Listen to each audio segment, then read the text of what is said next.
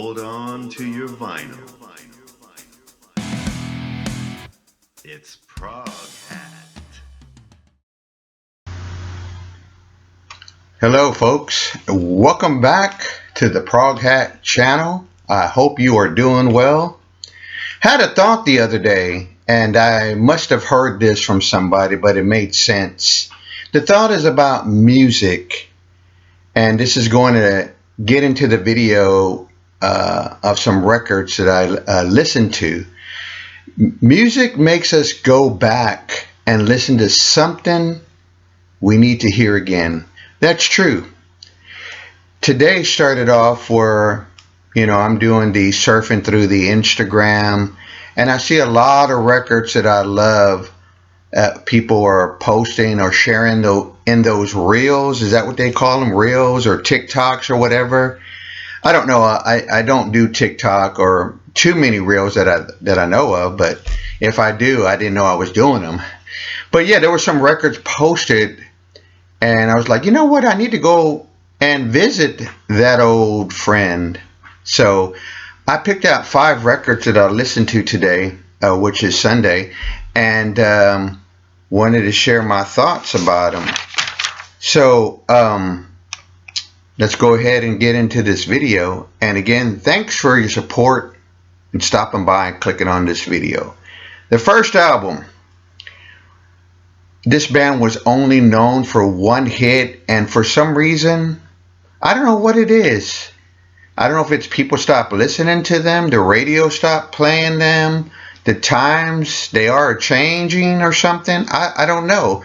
But when I first heard this band, of course, it was the hit My Sharona. This is, I believe, their 3rd album, The Knack Round Trip.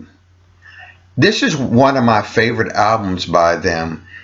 Came out in 1981. This album is truly power pop, new wave.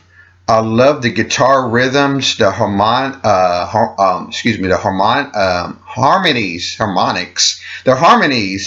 the melodic, and the drumming. And the drumming, not too many people talk about when they talk about power pop, at least in my opinion. But the drumming is so good that it keeps that great guitar rhythm. This album, 3 of my favorite songs on here are Radiant Love, So Kissing, and She Likes the Beat. This album has great songs, punchy pop songs, and I just love the album. This album gives very energetic. It has my fingers snapping, my toes tapping, and me making new lyrics for the songs because I didn't learn the lyrics to begin with, if that makes any sense. All right, album number 2. This is just a hard rock classic. This is one of those albums I wish the next one they made was a part 2. Or maybe this album could have been a double album.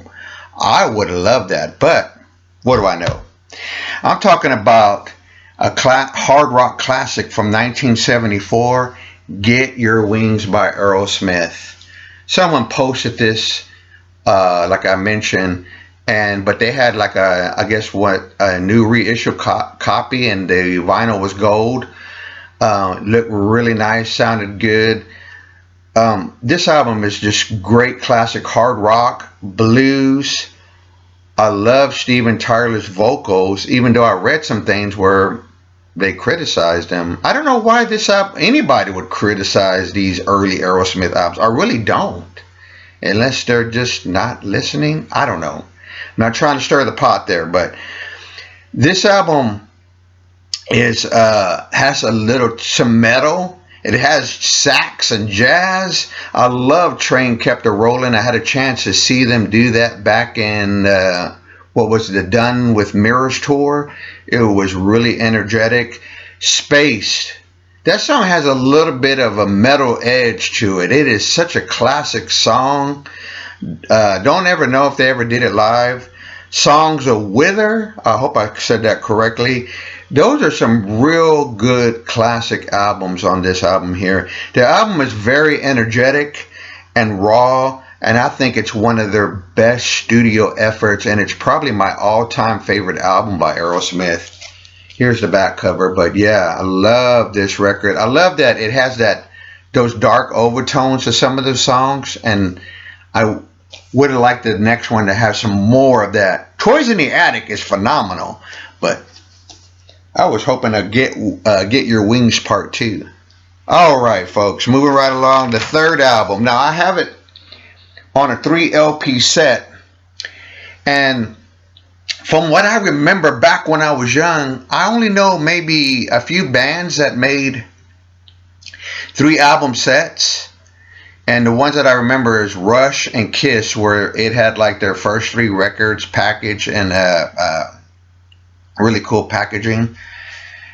1975, I simply love the follow-up to Rush's debut. I have it on this archives, and you can see it's the first 3 albums. But Fly By Night was the album released in 1975. It was the second album after their debut. Now, their first album was heavy rock and blues, kind of Zeppelin, Cream-like. It was the staple that put them on the rock map. Excuse me. I'll tell you that. This one, Fly By Night, I really love that this album is still the heavy rock, and it gets into the era of progressive rock. So someone shared their post of this album this week, and I just had to pull it out and listen to it today. Now, it does have heavy sound. I love the guitar and vocals.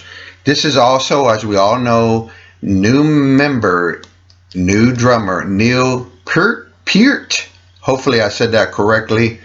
Some of my favorite songs, not some, but 3 of my favorite songs, put it that way.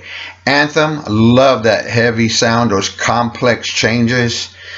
By Tour and the Snow Dog, that 8-minute epic, very progressive, sci-fi sounding. I just love that. They do it live. I love the live version that is on the album All the World's a Stage. And one of my other favorites is the least favorites. It sounds, from what I understand, folks hate it. They don't like it. They don't think it belongs. I say it does belong.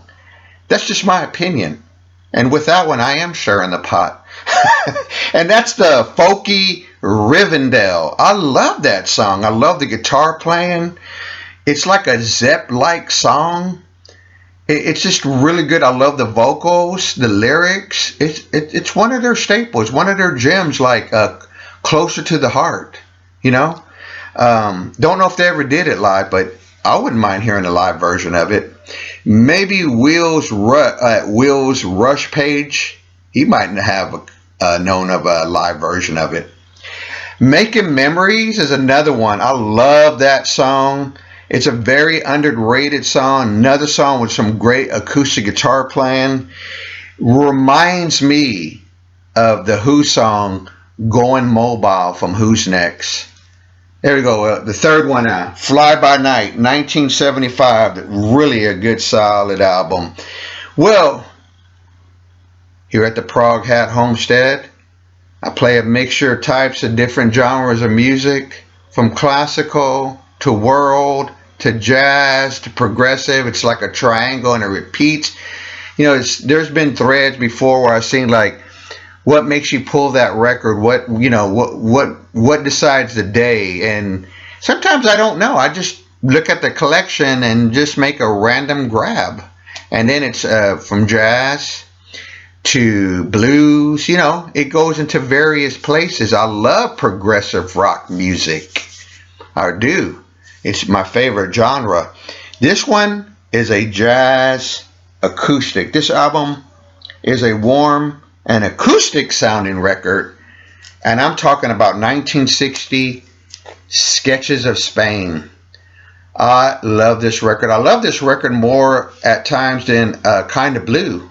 Yeah, I love that the way the music on this album is. It helps me to relax and enjoy such a great jazz gem.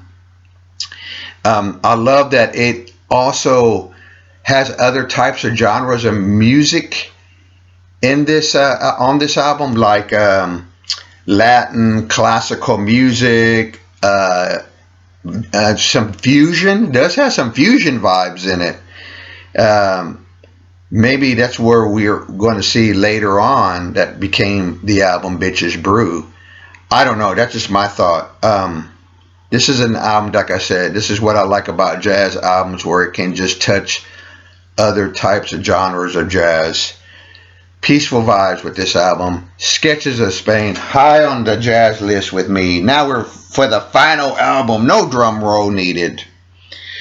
This band, I love this band, and I'm going to go ahead and say, yes, they are progressive and rock and symphonic and new wave and art rock, which I don't know. Sometimes I like that term, and sometimes I don't. I don't know why. I don't know. I just don't. I just picture somebody painting while listening to rock music. I don't know. But anyway, that's just my thought. This is 1987 Alan Parsons Project's album, Gotti, Gotti, or something like that. It's named after a famous architect. That was his last name. I love this record. And one thing I do remember about this album sometimes is I used to get it confused and thought it was one of their earlier albums. No, this is after their album Stereometry, or something like that. I don't know if I even said that correctly, which I don't have that record, but hopefully we'll get that one. But this album too touches those different genres of progressive music and new wave and the symphonic rock. I feel like symphonic rock is part of progressive rock music. I mean, to add an orchestra or give it that really, I don't know how to describe it, but virtuoso sound. I don't know, but their albums are so good sounding that I love the music. I love the energy that comes from the music. And three of my favorite songs, real quick, are Closer to Heaven, Money Talks, Standing on Higher Ground, which I saw them do in concert when they came here to Texas. Played at a venue called the Paramount Theater. Was a great, great show. All right, folks. Those are my 5 spins for a Sunday. Please leave me a comment. Let me know what you like about some of these records, or just leave me a comment, or even just say hello, you stopped by. But anyway, thanks again, folks, and we'll see you soon.